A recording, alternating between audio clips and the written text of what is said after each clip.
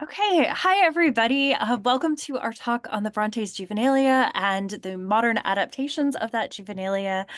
I am Dr. Brittany Warman, And I'm Dr. Sara Cleto. and together we run the Carter Hall School of Folklore and the Fantastic. But as some people know, we also did a lot of work on 19th century literature, especially as it relates to folklore. But the Brontes are some of our favorites. So we are really excited to be here talking to you about the Juvenilia and especially how it interacts with the supernatural. All right, let's do this. So, we're guessing that since you are attending a talk in this series, many of you are probably already really well versed in the Brontes, who they were, what they wrote. So, we are going to make this section as quick as we can, but we also know that some of you, as we've seen in the chat, are new to it. So, we're going to make sure that everybody is at least on the same page a bit.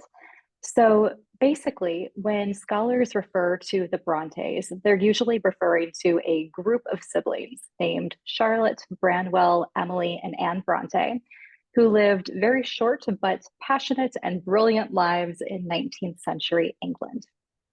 The four of them were really close in age. Their father liked to call them a little society amongst themselves.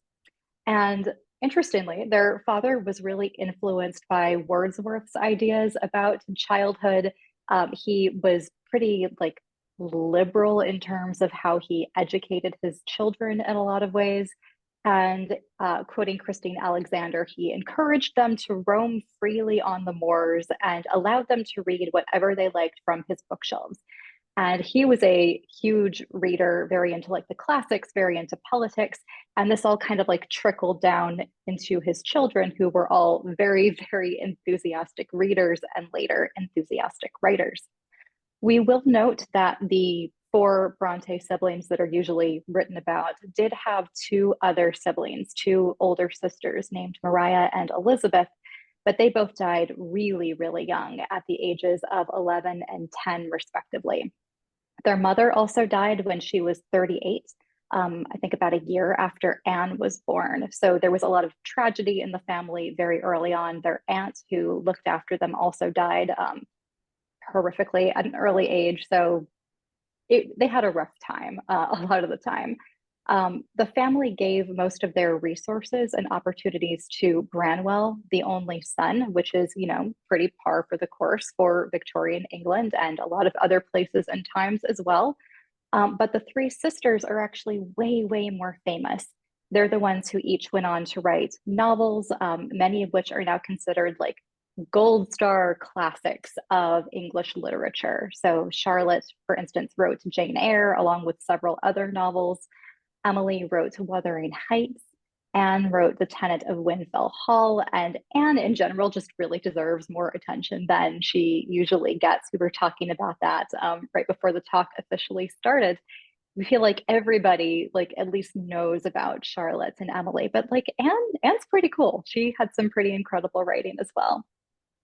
So none of these siblings, including Branwell, actually made it to the age of 40. But even so, the work that they did before that has had just an absolutely huge impact on literature in general, and especially the study of the Gothic, which is our jam.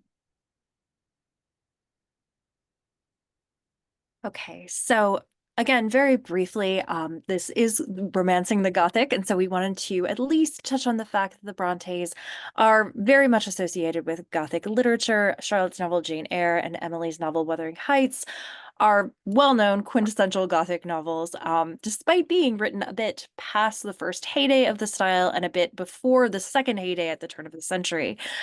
Most notable, we think, is their perfection of the so-called Byronic hero, the darkly handsome, poetic, brooding, mysterious man with a secret kind of guy, who you see personified in the characters of Jane Eyre's Mr. Rochester and Wuthering Heights' Heathcliff.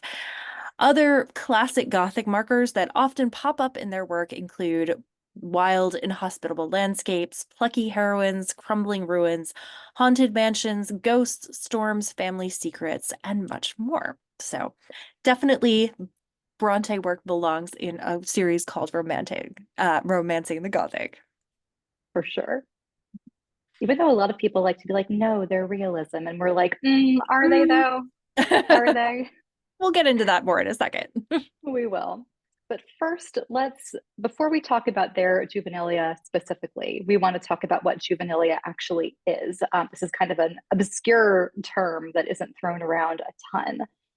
So, juvenilia is the term that is used to describe someone's childhood work, especially when that person ends up growing up to be like a really famous artist or writer of some kind, which makes these first attempts at writing all the more interesting. So, because Charlotte, Emily, and Anne grew up to be so famous and so influential, their earliest works tend to attract a lot of attention. There's also just the fact that there's a ton of it. Like they generated an astonishing amount of materials that we don't even have them all anymore. And We we'll don't come even back to have, that later too. yeah, Yeah, but we're we have, missing a lot of it, but there's still much more of it than a lot for a lot of other authors. yes. So we have this incredibly massive body of literature that these siblings wrote kind of together in a collaborative way. And on top of that, they're also just wild and weird, to quote what Elizabeth Gaskell thought of them when she got her hands on the juvenilia after all of the siblings had passed away. And they're just really fascinating in their own right.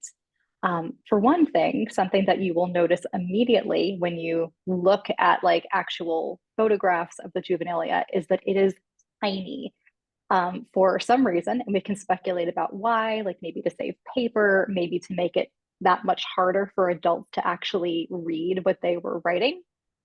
The Brontes wrote their stories in like the smallest, like tiniest script alongside the tiniest drawings that they could manage. Like people tend to look at them a lot through like a magnifying glass or blow up digital copies, like they're tiny. If you take a look at the samples that we still have, they're just really, really hard to read. I frankly cannot imagine how they actually had like the fine motor control to write them. So the fact that that were created in such a unusual format also kind of amps up this strangeness and appeal. Like it's just weird. Most people don't write like that. It makes it feel all the more like mysterious, all the more special. So yeah, definitely you can see like a little bitty book here on screen right now. It doesn't really do justice to how big it is. So yeah, definitely we encourage you to look up more images of it so that you can see to scale how truly tiny they are. So, why does the juvenilia matter? Why are people so interested in this early work? Well, the thing that really stands out to us is that in these early works, their imaginations are really boundless. These stories show the siblings at their most free, and they allowed them to access freedoms and luxuries and stories that were really unattainable for them in their real day-to-day lives, which, as we've already pointed out, were full of death and poverty and just were not all that great.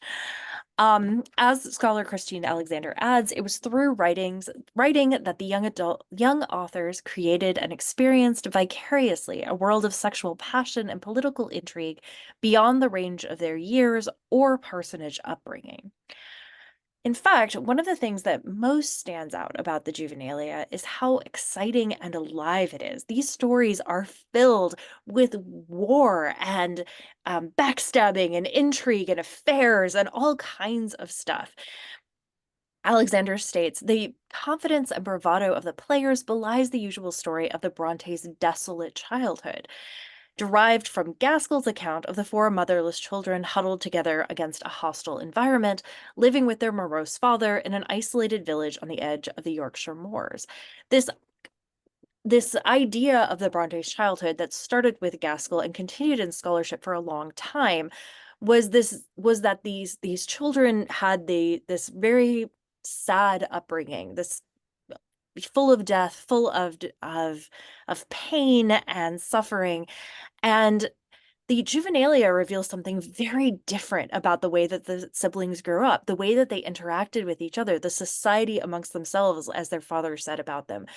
their lives were not this like sad experience all the time that people like to imagine it was. Instead, it was full of this bright and amazing imagination. And you can see that in these stories, and you can see it in the literature that they wrote themselves later.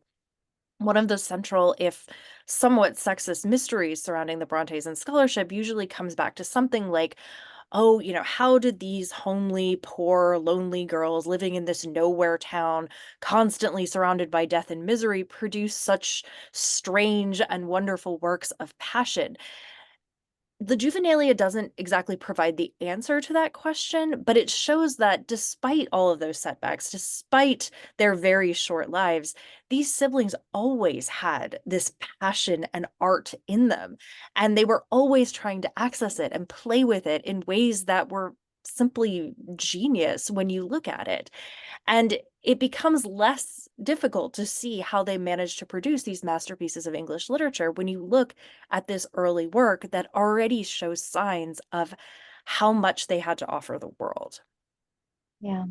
We've alluded to this a couple times now, but a lot of this narrative that sort of this mystique that was created around the Brontes really was due to Elizabeth Gaskell, who was commissioned to write a biography of Charlotte, of the Bronte siblings, sort of in general, a bit too. And she was a novelist, and she was invested in creating like a cohesive story about it. And the story that she created, is one version of the story, but it was a very like bleak one. It was the one that really emphasized like the horrible things that happened, which definitely did happen. But it's not the whole story. And it's been really, really fun to see in scholarship in more recent years, like unpacking it a little bit more, like pushing back on parts of Elizabeth Gaskell's narrative and instead being like, okay, but like something was working for them, right? Like there was something right. There was something really magical about their collaboration. There was something going on in Hayworth that was powerful for these siblings. So it's cool to see like the pendulum start to swing a bit on like their history and pushing back against this like all dismal all the time view of them to something that's a little more expansive. Okay. Scriblomania, which I love this word so much. This is a word that Charlotte came up with. So here is kind of the origin story for how the Brontes got started with their juvenilia. So in 1829, when Branwell turned 12, his father gave him a life-changing birthday present. It was an instantly beloved box with 12 wooden toy soldiers in it, which you can see pictured here.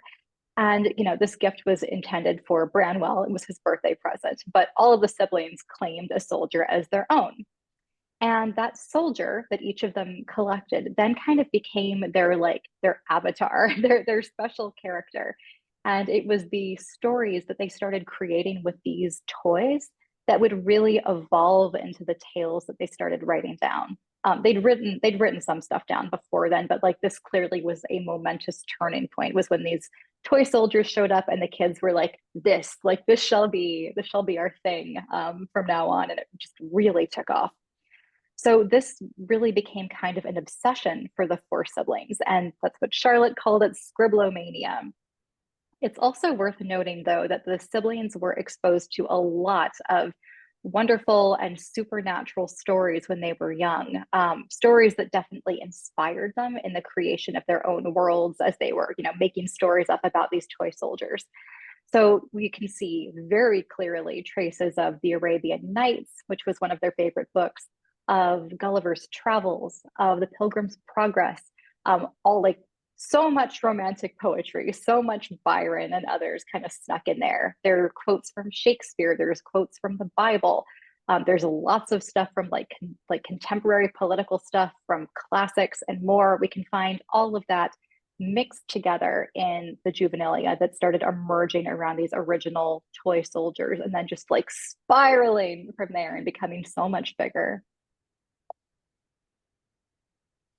So we thought we'd pull a quote from Charlotte Bronte. This is from the History of the Year and March 12th, 1829, Charlotte wrote, Papa brought Branwell some soldiers at Leeds. When Papa came home, it was night and we were in bed, so next morning Branwell came to our door with a box of soldiers. Emily and I jumped out of bed, and I snatched up one and exclaimed, This is the Duke of Wellington. What? Wellington, it shall be mine. When I said this, Emily likewise took one and said it should be hers. When Anne came down, she took one also. Mine was the prettiest of the whole and perfect in every part. Emily's was a grave-looking fellow. We called him Gravy.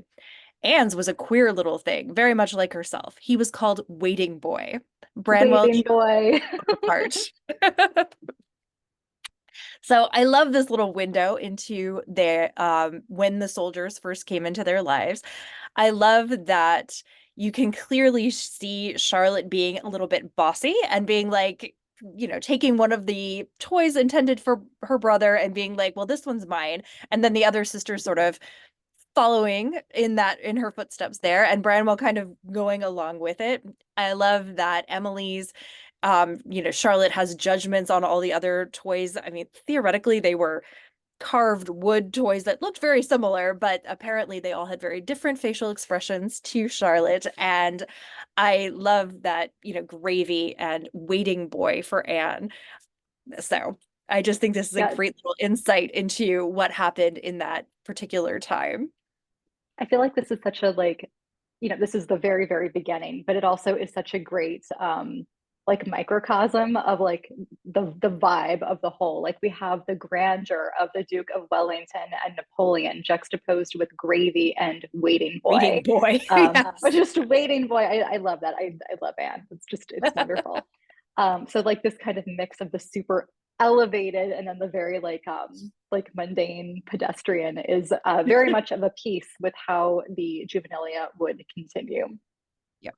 All right, let's talk about another fancy word, paracosms. So these stories that the Brontes started writing weren't really just stories in isolation. They were creating entire worlds.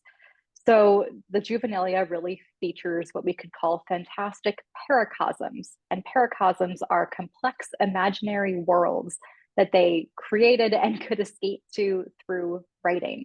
Like this world building was very collaborative and across like all the different pieces of the story. Like each story will only give you like a little glimpse of like one part of the paracosm, but like they just kept building it and making it bigger and bigger. So these kinds of worlds aren't, uncommon in juvenilia, but the Brontes worlds were something special. So together they were constructing these incredibly elaborate visions of, palaces and places called the Glasstown Confederacy, Gondel, and Angria, are like the three names that you tend to hear the most.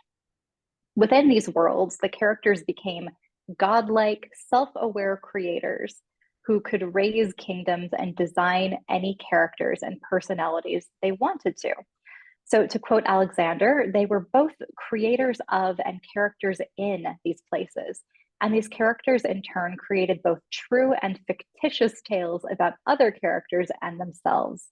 In fact, in early Glasstown stories, the children appear as omnipotent chief genii, each responsible for their particular soldiers and kingdoms. So they were extremely self aware about this. Like they saw themselves, like they inserted themselves into the stories as like the gods of these worlds that they were creating, which is just kind of a delightful level of like meta awareness from so early on. Okay. So the first world that the siblings created was called the Glasstown Federation, and its capital was, of course, Glasstown. They later renamed it to Rhodopolis, meant to evoke the Latin word for Glasstown. They clearly wanted to make it sound more sophisticated than Glasstown. So Rhodopolis is what they refer to it as later, but at first it is Glasstown. And the idea is clearly that this world is a mirror of our own world. It's not quite the real world, but it is a glass of their world that they could see into and somehow manipulate the events in. The city itself is made up of these brilliant white marble buildings and a subterranean Gothic world of labyrinthine caves that reach, like those below the palace of Kubla Khan in Coleridge's famous poem, down to the sea. That's Alexander again, describing what Glasstown looked like. Also, However, get used to the name changes because that happens a lot. right, including the switch to Angria. Yes. So eventually, this original, world they were building that they were calling Glasstown, or the city they were calling Glasstown, is overtaken by a new world called Angria, which is a city to the west of the original Federation. And the children seem to think of this as like a more sophisticated version of what they had been doing, a more modern version. They felt more freedom to sort of explore with new characters, reinvent the political or historical characters that they had kind of commandeered from the real world, but like make them more fantastical in Angria. So Angria was kind of like a step further into the paracosm, basically a way of making it more intensely their own, giving them more freedom to explore and not be held accountable to um, as many rules about like what these characters should be like or how they should be behaving, like the Duke of Wellington or Napoleon, their, pre-existing ideas about what these people are like. And by moving to Angria and kind of shifting the characterization, it gave them a bit more space to explore. Okay, so it would definitely be impossible to go through all of the characters of Glasstown slash Angria in the We would be time that here we all day have. long. We would be here all day long, but here are some of the most important that you should be aware of when you're thinking about what the characters that the Brontes were writing about. So the first that we want to mention are the genie themselves. We already mentioned that these are godlike characters that represent the Bronte siblings themselves.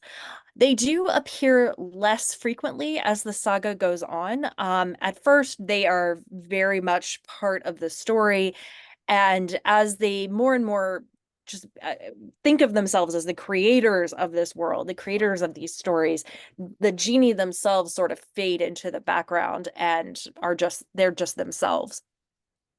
The Duke of Wellington is sort of the main character in the early stories.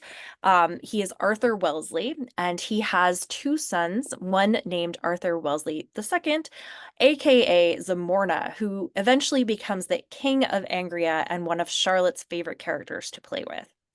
There's also his younger brother, Charles Wellesley, and interestingly, he is the character that Charlotte usually writes in the voice of. She likes to tell the stories as Charles Wellesley, talking about like his older brother. There's also Kwashia Kwamira Kashna, who is the Prince of the Ashantis, who is the adopted son of the Duke of Wellington. He comes up later, and we're going to talk a little bit more about that in a minute, the Ashantis in particular. Um, Branwell's main character in the beginning is Alexander Percy, also known as Rogue, also known later as the Duke of Northumberland. We did warn He you that the names would change. Yes, there are also a lot of Alexanders throughout. He has a daughter named Mary Percy, who is Zamorna's third wife and eventually Queen of Angria. She was created by Branwell, but was one of Charlotte's favorites to write about. There is Zenobia Elrington, Countess of Northumberland, who Percy marries, even though she is secretly in love with Zamorna. She's also a blue stocking, which we find delightful. She is always advocating for women's education and things like that. There is Robert Patrick Sedeth. It's actually S apostrophe lowercase Death. He functions as a sort of immoral villain character, maybe even a sort of demonic character, and he's somehow related, or maybe even an incarnation of Branwell's genie. And he's very interesting. A lot of writers later on pick up on that character in particular and run with this idea of the villain demonic kind of character.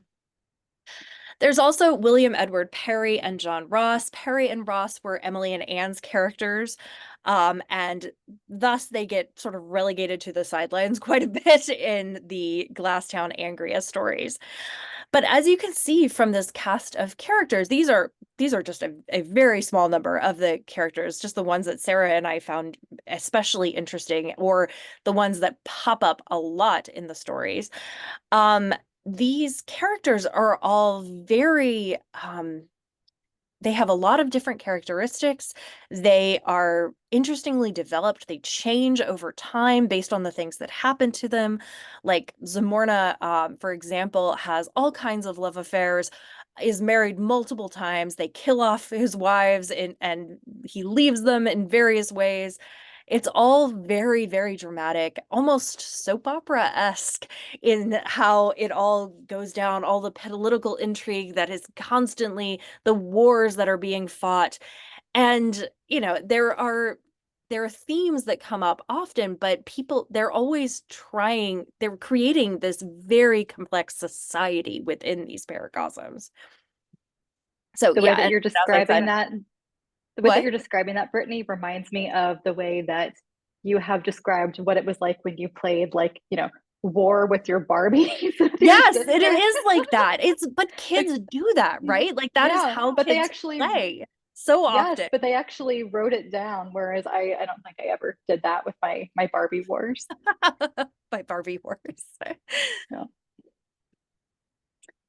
Okay, so we're trying to give you a little taste of what some of the juvenilia is like here. So we're dropping some quotes throughout. So here's one that is a conversation between Charles Wellesley and his older brother, Arthur Wellesley, who's often called Zamorna.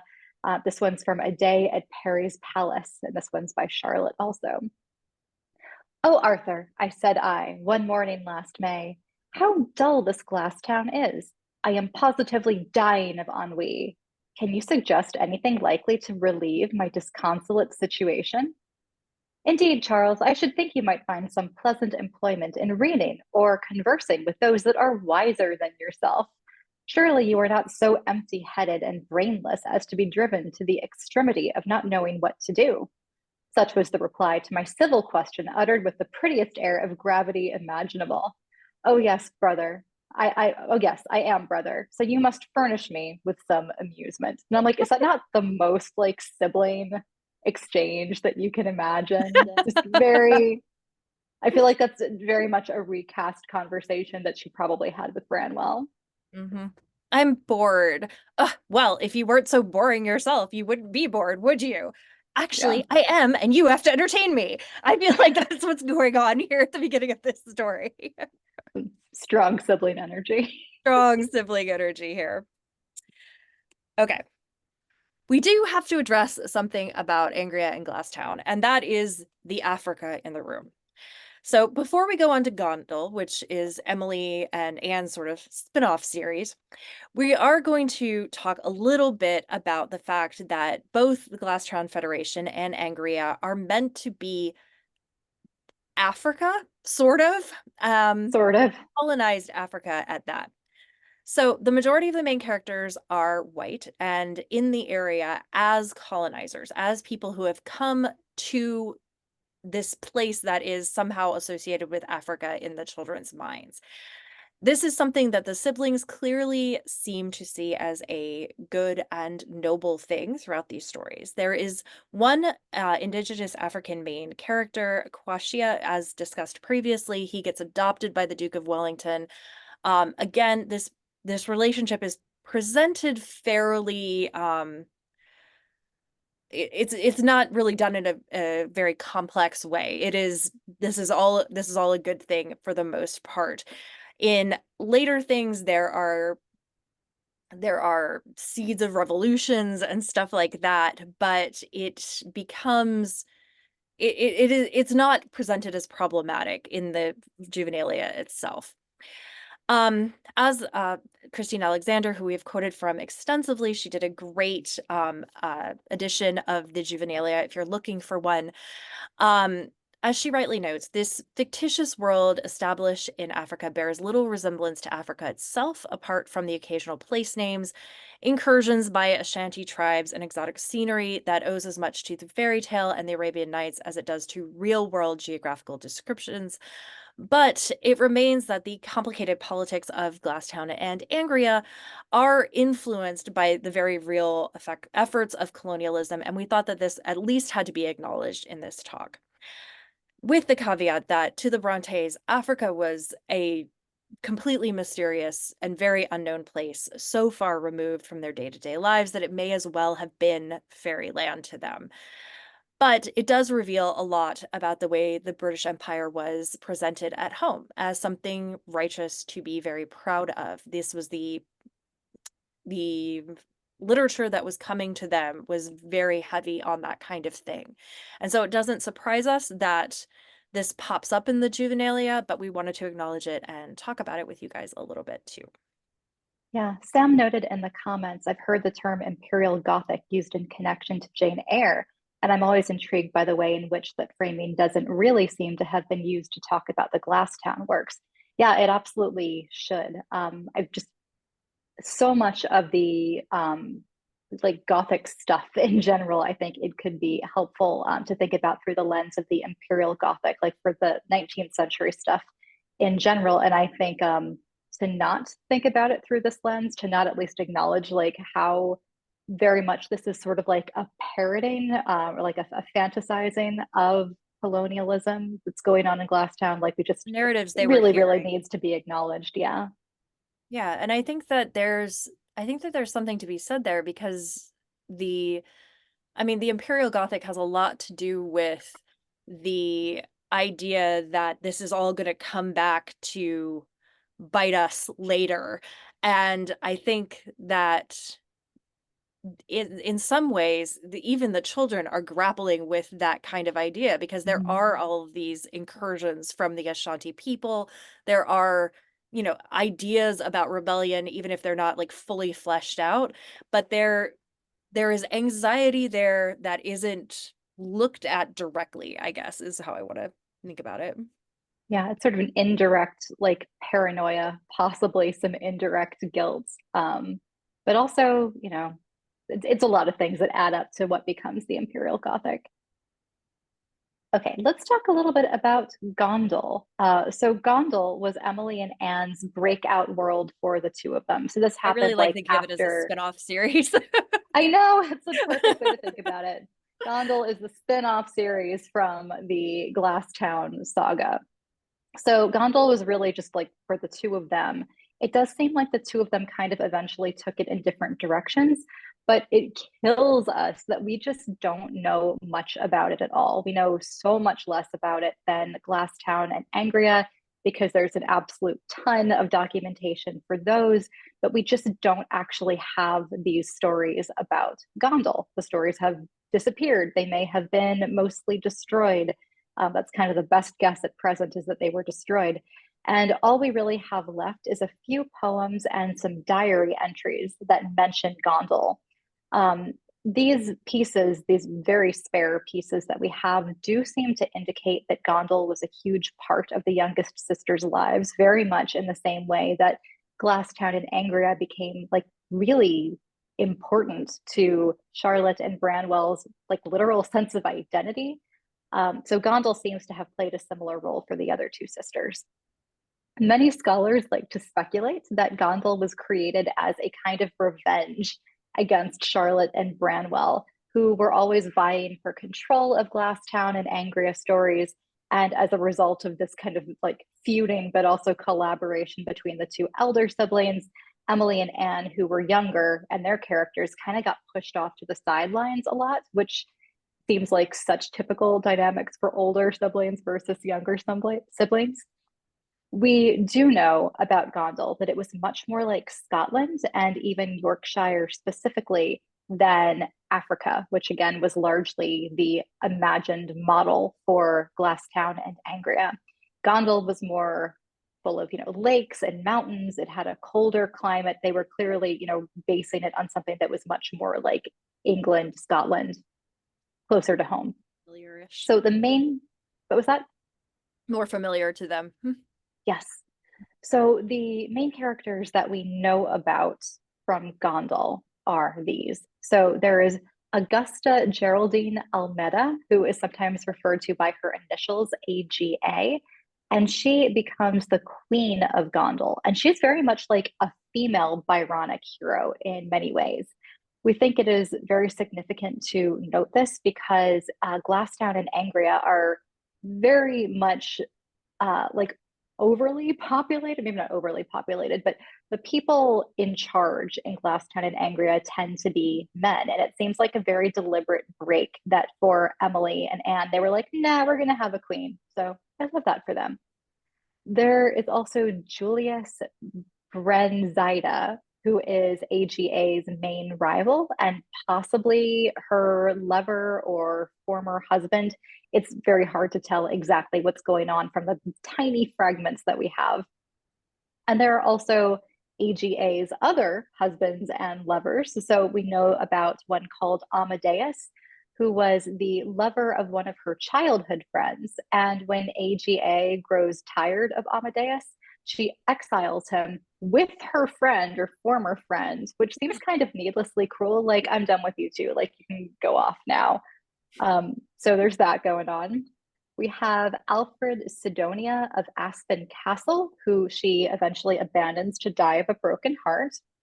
Very There is Byronic Alec, hero again, heroine. very by, yeah, she's just like, I don't need you anymore. Bye. There is Alexander, Lord of Elba, who dies horrifically and violently. Fernando de Samara, who she imprisons and then exiles, after which he dies by suicide, and likely lots of others. So from what we have, from the material we have, we get the image of this very powerful queen, with like people kind of rotating around her, with her really having like the power, the ability to kind of like cause the drama, inflict the drama on other people, which again is kind of a reversal of what we see in a lot of the Glasstown and Angria juvenilia. So gender, it's happening. Gender, it's happening. All right, so this is one of Emily Bronte's Gondal poems. She did so another reason that it's hard to figure out exactly what's part of Gondal and what part isn't is that she went back and changed a lot of the poems to not reference Gondal explicitly, which is fine. She was preparing them to possibly be published, and she was very protective of Gondal, especially as time went on. One of the reasons between that there was sort of a break between Emily and Anne's visions of Gondal was that Emily became very secretive about it, and liked writing by herself more. And so yeah, so that's another reason why there isn't as much material for that stuff. I love this quotation from this poem, one of the Gondal poems. This is AGA talking to AE, who is Alexander, Lord of Elba, the one who dies violently. She writes, "But now art thou on a desolate sea, parted from Gondal and parted from me. All my repining is hopeless and vain. Death never yields back his victims again." And I love this because it's so dramatic. It seems very Emily to me. It seems very Heathcliff crying on the moors kind of style. And I love that even in this young writing, she has that tendency to go that way. She does have that tendency. When I used to teach Wuthering Heights at OSU, the way that I would always kick off the discussion on the first day was to ask my students who the worst character in Wuthering Heights was, and then just like watch the fight start. It was a great day. I feel like we can see that encapsulated here just a Yeah. little bit. It's all so dramatic. I love it. So dramatic. Yeah. Okay. So why is all of this like catnip to some Bronte fans, including us? Like definitely, hi, we're captivated. This gives you a So good there idea of how are, small these books are too. This image. yeah, that one's helpful for scale. Thank you. Yeah, you can see like it's not just ridiculous, like it's just right between the fingers. Tiny. I don't know how they wrote that. So there are several different reasons why this juvenilia is captivating. First, it's so elaborate. The details are amazing. The characters are dramatic and wild and multifaceted. It's such a complicated vision. There's a lot going on. Earlier, Brittany said that in some ways this felt like a soap opera, and like it captivates the way that soap operas can captivate sometimes. Like things get so overwrought or confusing and emotional, but it just like it sucks you in with it. So it's got a little of that like soap opera energy. It's also a massive well of insight into the Bronte siblings in a way that we just don't have for a lot of other writers. Like we just don't have this kind of volume of juvenilia for, I don't know, anyone probably that is this extensive. So imagine being able to see the seeds of your favorite novel in a story that the writer wrote when they were a child. That's such an exciting idea. Like what new insights could you gain if you were given, that kind of access, that kind of insight? That's how a lot of us feel about the Bronte Juvenilia. We're just like, oh my gosh, like look, this is like the beginnings of Wuthering Heights. Look, this is a proto Rochester right there, stuff like that, which is it's just a lot of fun to try to make those connections. Something that we think is really crucial is that it is inherently unfinished and collaborative by nature. So all of these stories that were being written by the four of them were in conversation with each other to varying extents. And they were often recursive, which basically just means there was a lot of repetition. The same things would happen again and again, sometimes with tiny changes, sometimes with do-overs as the children played, as they resurrected characters that they'd killed off, as they fought the same battle over and over with like maybe slightly different outcomes. There was a lot of Because retconning going on.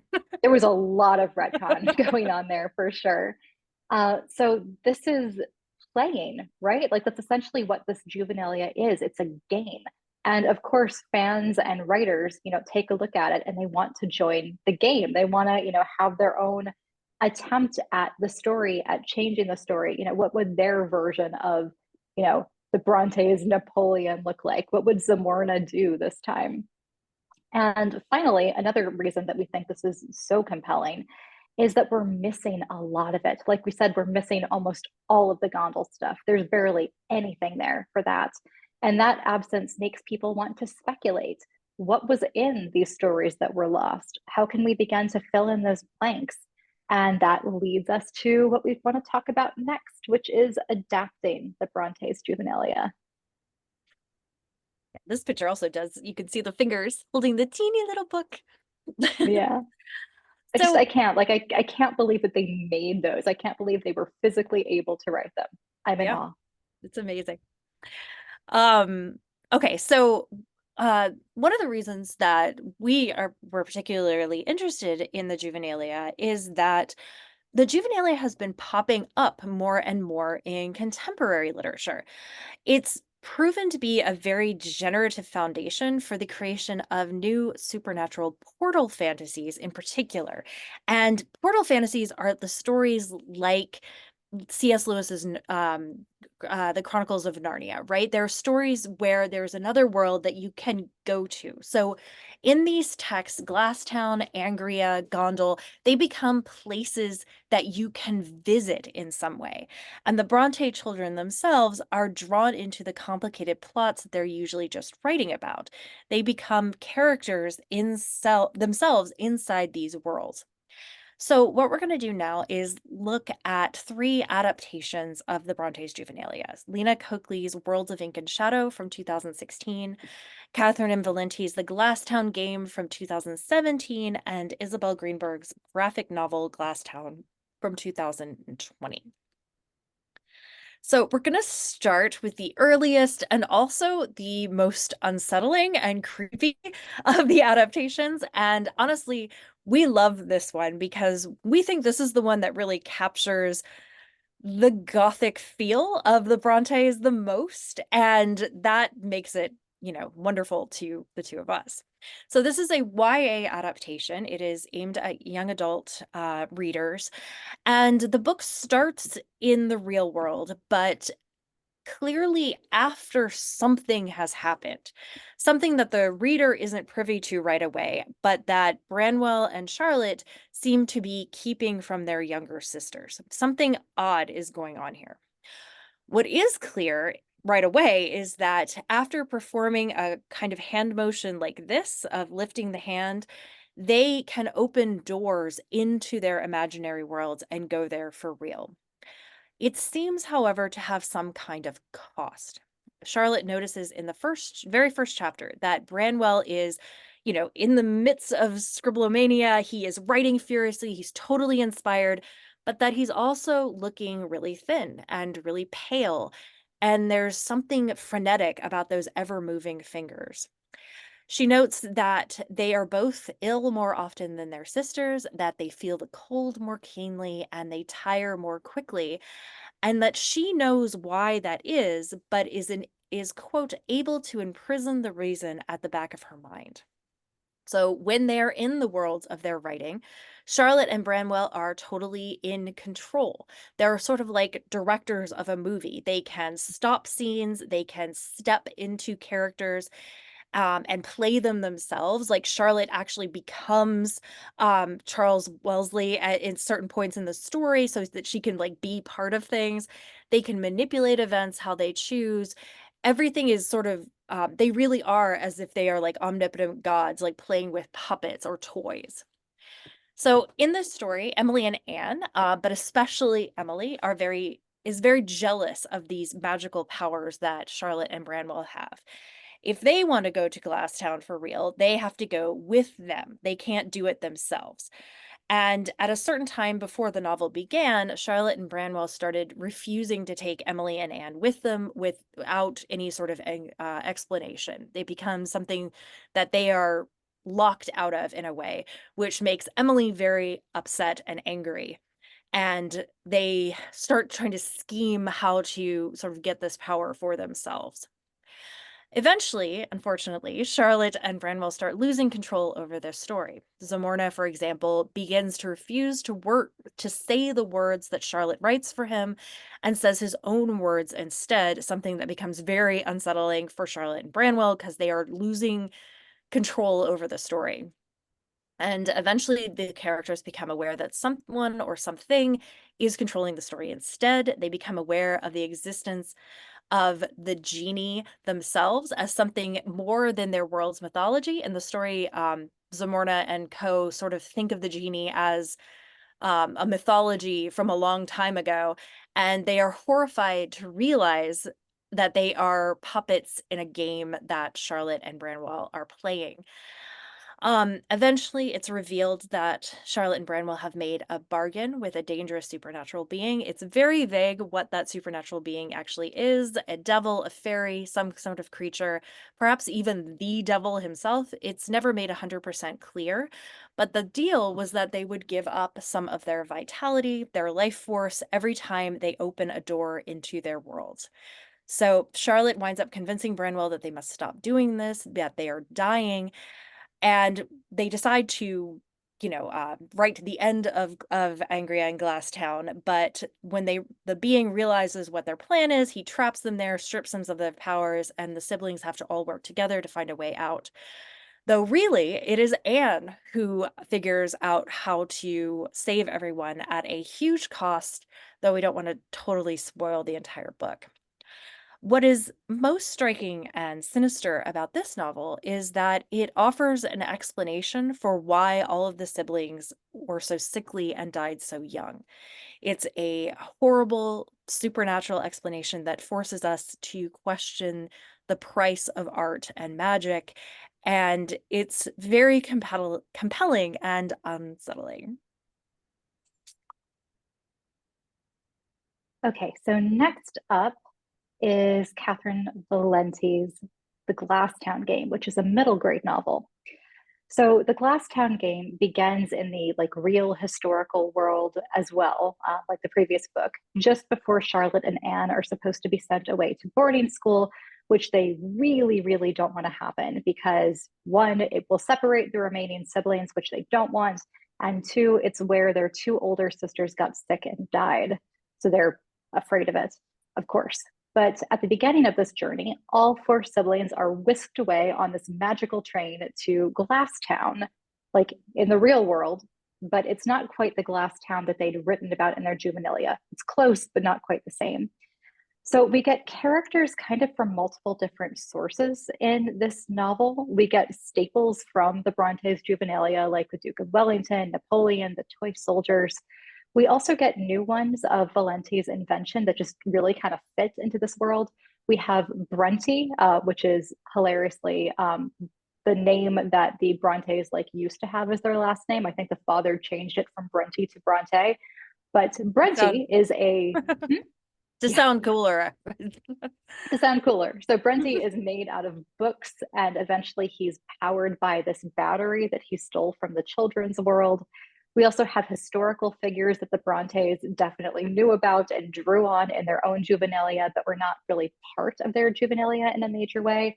Especially other authors like Jane Austen, Lord Byron, the Shelleys all show up, which is really fun.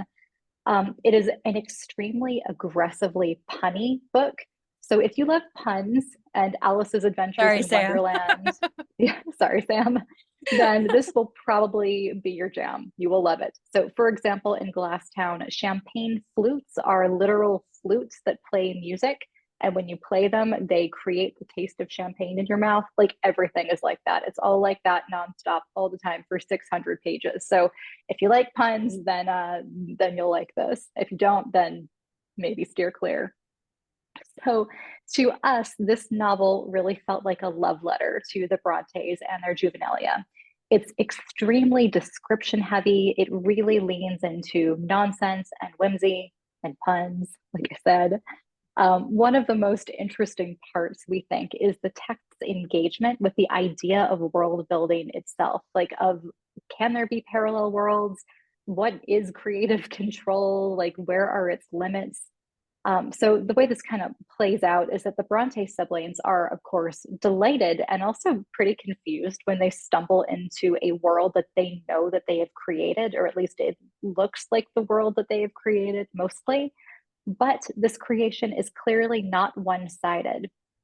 So one of the characters that they encounter in Glasstown is named Victoria, and she is a doll that is especially beloved by Anne in the real world. And in Glasstown, Victoria is also the crown princess, but she doesn't know it. And it turns out that Victoria has been writing a story about an imaginary land called England that is mostly recognizable, just as the Brontes' version of Glasstown is very close to the world that they have stumbled into. And it's completely unclear which land came first or who is creating who. There are never ever any tidy answers given. It's more like the takeaway is that the act of creation itself is joyful and perfect, necessary, messy, and always a little bit of a mystery. So that is the Glasstown game. And the last one we're going to mention is Isabel Greenberg's Glasstown graphic novel. So, if you are interested in seeing some more imagery of what Glasstown and Gondel and Angria may have looked like, we love the way that Greenberg puts together the bits that we have and makes a world that is plausible for what they were imagining. So the visual style is a bit reminiscent of Hark a Vagrant, if you know that webcomic. It's kind of rough, sketchy, a little bit scribbly in style. Here is an example Sarah is showing you. Right. Um, and it's actually really, we love that she chose this style for this because it would feel strange if the visualization of Glasstown was super polished because it was always changing. It was always sketchy part of these little books and not something that was a finished product in any sense of the word. It's a little bit less fantastical than the Glasstown game or Worlds of Ink and Shadow. In this one, the Bronte siblings create their fantasy worlds as this shared form of writing play, but they don't all enter the world together as in the other ones. So instead, what happens here is that Charlotte, who is the focal character for the graphic novel, becomes obsessed with Glasstown to the detriment of her own life. So, for example, she doesn't even notice when Anne falls dangerously ill and her teaching job suffers. She's so obsessed with Glasstown. She even visits Glasstown, maybe in her dreams. It's a little unclear, but it's presented more as her losing touch with reality than as an alternate world 100%. It's iffy, but it could go either way. It is highly liminal. It is highly liminal, yes. So there's more focus on characters from the Juvenilia in this one. We get spotlights on characters like Zamorna, Charles, Percy, Mary Percy, Zenobia, and a few others that explore their motivations and interiority. It was clear that Isabel Greenberg really liked trying to develop those characters out a little bit. So it also very clearly addresses colonialism, racism, and things like that, things that appear in the Juvenilia, but are kind of looked at scant, whereas here she addresses them directly. Both Zenobia and Quamirna become revolutionaries who fight for the freedom of their people. It's just addressed in a very direct way. At the end of the graphic novel, the character of Charles appears to Charlotte when she's nearing the end of her life and offers to take her back to Glasstown. But he acknowledges that this time it is a one-way ticket. If she goes back now, she will never come back to England. She decides to stay and says goodbye to Glasstown for good. So in this text, Glasstown and Angria and Gondel, they're all presented as very entrancing but very dangerous. They seem to represent the power of creativity and the pitfalls of excess. So for Charlotte and her sisters to become published writers in our world, they have to step back from Glasstown and be in the real world at least a little bit. But to be fair, we only see this all from Charlotte's perspective here, and it's left sort of unclear whether Emily or Anne did they step back? What exactly happened? They probably wouldn't have told the same story that Charlotte presents in Isabel Greenberg's version of Glasstown. So our final question for tonight is, why make it magical? Why take all of this juvenilia and then just like amp up like the magic and fantasy even more? So, despite the fact that you can read all of the Bronte siblings' novels as realistic, the two most famous ones, the ones that you have probably read already, Jane Eyre and Wuthering Heights, really maintain this air of magic around them. So, whether you believe that Lockwood really sees Kathy's ghost at his window in Wuthering Heights, or that Jane truly hears Mr. Rochester's soul magically calling out to her across the moors, these novels still just seem enchanted. They seem otherworldly and supernatural. They're also just completely infused with magical allusions to folklore, to fairy tales, and other fantastic stories. Jane is referred to as Mr. Rochester's fairy, and Heathcliff wanders like a restless devil bent on revenge. Like, we feel like it's hard to read these novels as straightforward realism. We know people do, but we don't understand. In our hearts, we don't understand. So In our hearts. these in our hearts. These magical adaptations of the Juvenilia suggest a magical origin for the Brontes' genius, sometimes really explicitly in these stories, and thereby create an explanation for the powerful sense of enchantment that really permeates their adult work, even when that enchantment may or not be 100% fact within like the interdiegetic world of the novel itself. It becomes a little like a secret that you, the reader, uncover. The Brontes' work seems magical because it comes from magic, is kind of the takeaway from all of these adaptations of the Juvenilia. There's something magical about it because there is something magical about Yeah, it, which is exactly. an It is interesting choice magical to because it make. is.